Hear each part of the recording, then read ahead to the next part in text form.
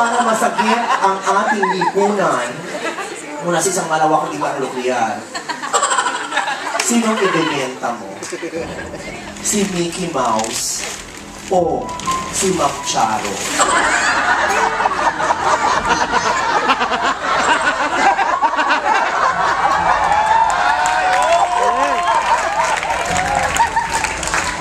Alam mo, kasi si Mickey Mouse talaga 16 years ko na kasama at higit pa.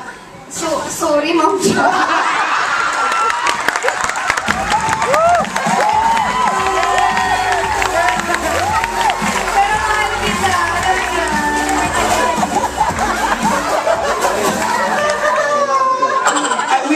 Charo, maraming salamat po dahil sa lahat ng mga binigay niyo sa aming mga blessings at sa pagkakataong makapagtrabaho. Ito po ang aming naging puhunan. Dahil sa may puhunan. Thank you so much, Jody. Maraming salamat.